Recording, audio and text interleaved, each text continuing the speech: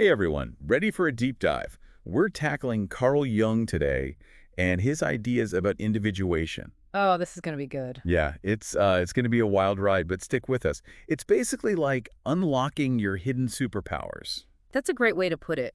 Jung believed that we all have this unique true self just waiting to be uncovered. Okay, so not just who we think we are now, but like our full potential. Exactly. He wasn't about fitting into some mold. It's about becoming who you're truly meant to be. Love that. So where do we even start? It's like we need a map for this inner journey, right? Well, he said the first step is getting to know all the different parts of ourselves, the cast of characters in our minds, so to speak. Okay, so who are we meeting first? The one we're probably most familiar with is the ego. Oh, the ego. Mr. I, me, mine, right. That's the one. The part that helps us navigate our daily lives, makes decisions, all that. Right, like the CEO of our brain, making sure everything runs smoothly. Yeah, good analogy. Yeah. But, and here's the thing, it's not the whole story of who we are.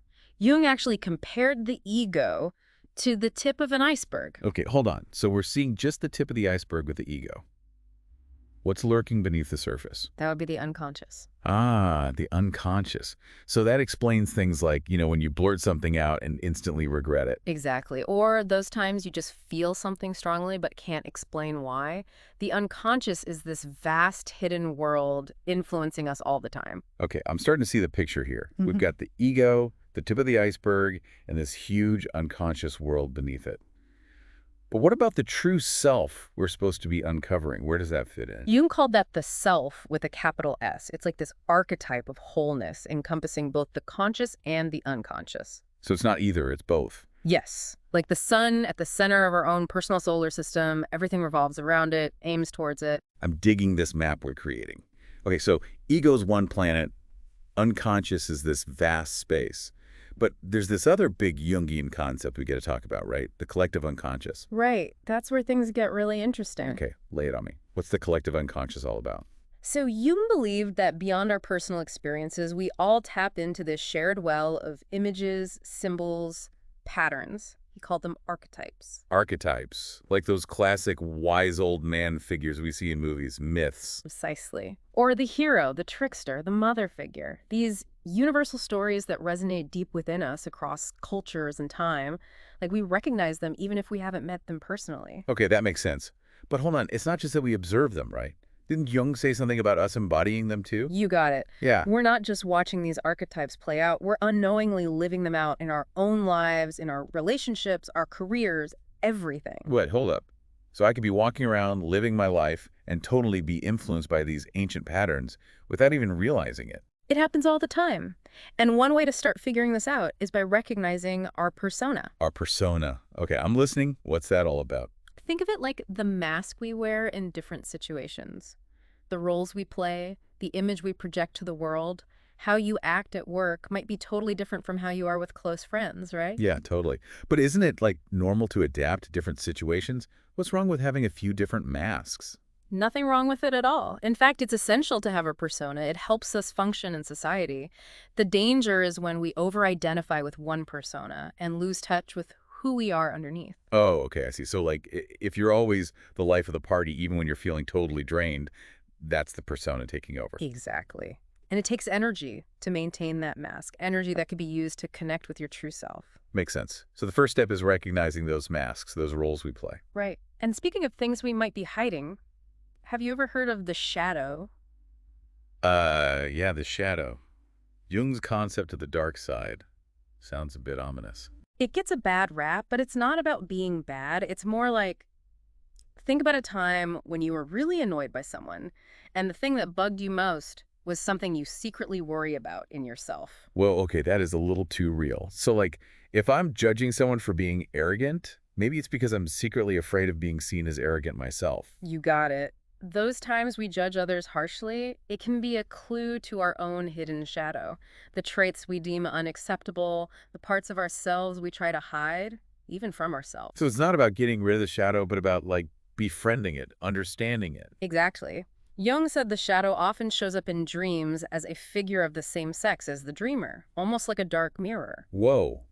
Dream analysis. Shadow selves. This is getting deep. But why is it so important to face this shadow? Mhm. Kind of sounds like opening Pandora's box. Because the shadow holds a lot of energy. And when we deny it, that energy can cause problems, It can leak out in unhealthy ways. Okay, so it's not about fearing the shadow, but actually learning from it. Precisely. Yeah. And by integrating it, we can tap into its power for growth. We become more whole, more balanced. And this is mind-blowing stuff. So we've got the persona, the shadow, but there's one more layer to this, right? The anima and animus. Tell me more about those. This is where Jung dives into the dance between masculine and feminine energies and how they exist within each of us, regardless of our gender.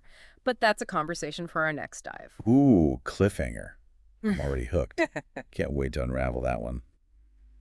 Welcome back, everyone. Oh. Last time we were mapping out this whole Jungian landscape, all the different parts of ourselves, and we ended on a cliffhanger.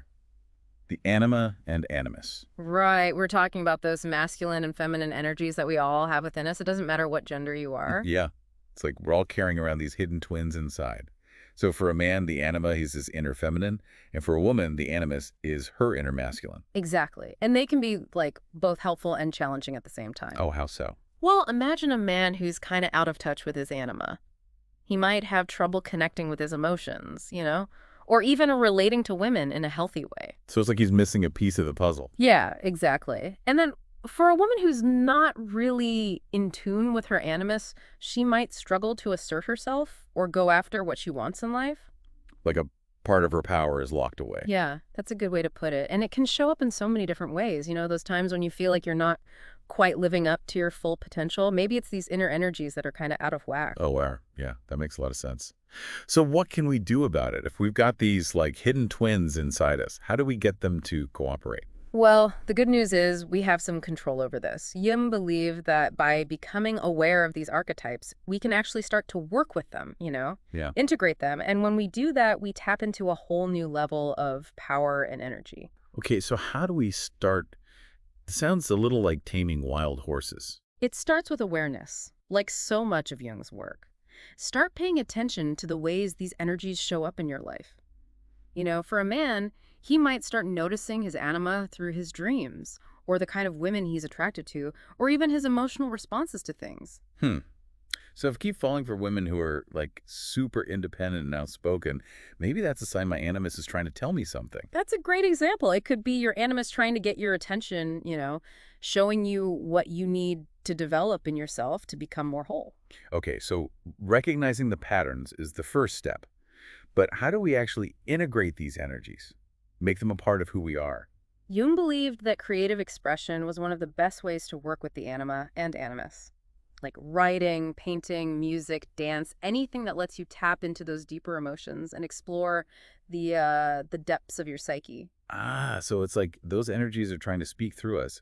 And by creating something, we're giving them a voice. Exactly. And as we do that, as we allow those energies to flow through us, we become more whole, more integrated, more ourselves. This is fascinating stuff. But I'm curious. We've been talking about all these individual archetypes, the ego, the shadow, the anima, the animus. How do they all fit together in this bigger picture of individuation? Like, what does this whole process actually look like? That's a great question.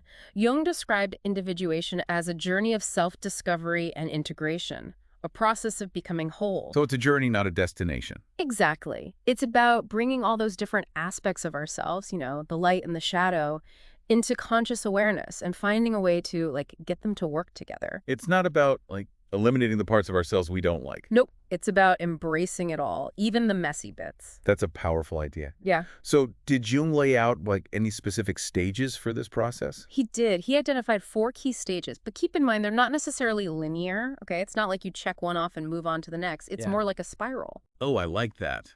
We're not climbing a ladder, we're dancing a spiral. So tell me about those stages. Where do we start? Well, the first stage is becoming aware of the persona. Right. The persona, that mask we wear in society. Exactly.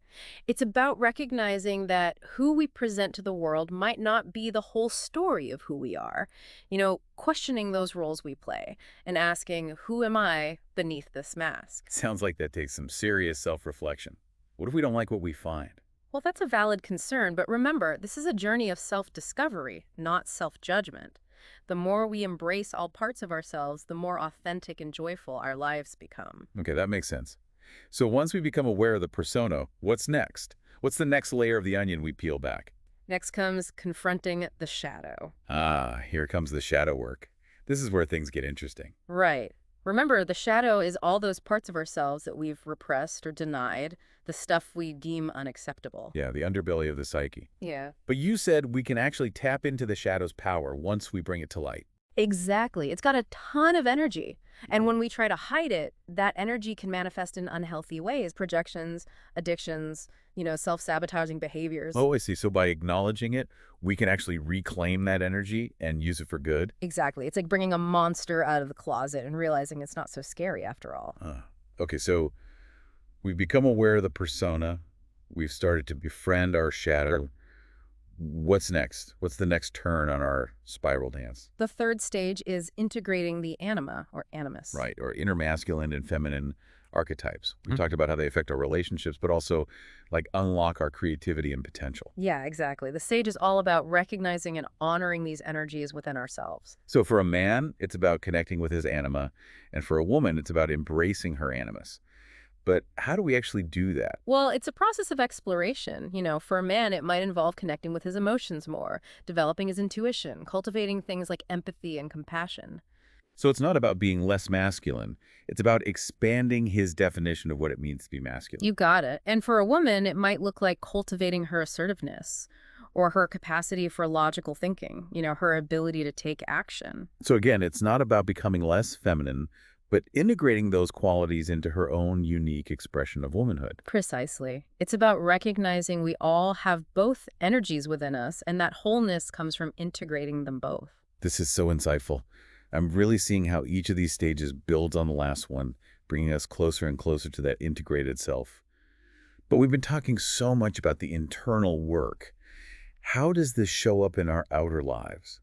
What does it actually look like to live from this place of wholeness? That's a great question, and that's exactly what we'll be exploring in the final part of our deep dive into Jung. I can't wait.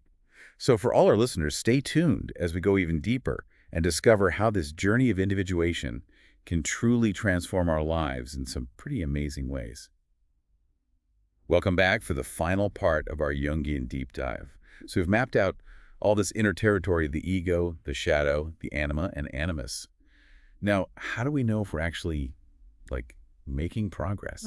You want the signs. It's one thing to talk about individuation, but Jung was all about putting these ideas into practice. Right, exactly.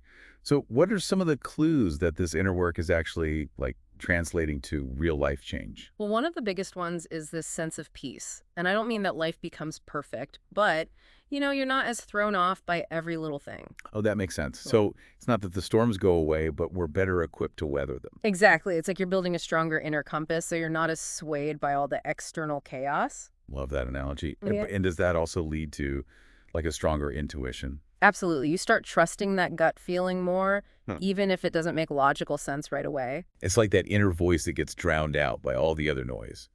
Finally, we can hear it. And another big one is a sense of purpose. Ooh, purpose. Everyone's searching for that, right? Yeah, that feeling that your life has meaning. And Jung believed that it naturally arises as we become more whole. So it's not about finding some grand mission. It's more about, aligning with who we truly are. Exactly. You find work that resonates with you, relationships that nourish you, a way of being in the world that feels authentic and true. All the pieces just start clicking into place. Yeah. And that often leads to a surge in creativity. It's not just about, painting or writing, but expressing yourself in all areas of life. So that spark of inspiration we all have, it becomes more accessible. You got it. You're integrating all these different parts of yourself, and it just flows out. This is making so much sense. Yeah. What about compassion? How does that fit in? Well, as you become more whole, you naturally start to see that same wholeness in others. I see. You can hold space for their complexities, their flaws, because you've done that work within yourself. It's like we heal our own wounds and we're less likely to inflict them on others. Exactly. And that leads to a deeper sense of connection, not just with people, but with all of life. Wow. Okay, so we've got peace, intuition, purpose, creativity, compassion. Did Jung believe we could actually complete this process of individuation in one lifetime? He saw it more as a lifelong journey, a spiral path we keep traveling. So we might have those moments of integration, of feeling whole, but it's always evolving. Exactly. There's always more to discover, more to learn about ourselves. He even suggested it might continue after death, right? Yeah. In the realm of the unconscious, death not as an end, but a transition to another stage. Wow, that's pretty mind-blowing. So as you continue on your journey, what resonates most?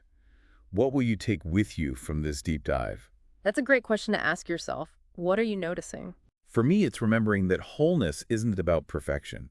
It's about embracing all parts of ourselves. Mm. And the more we do that, the more we can connect, create, truly live.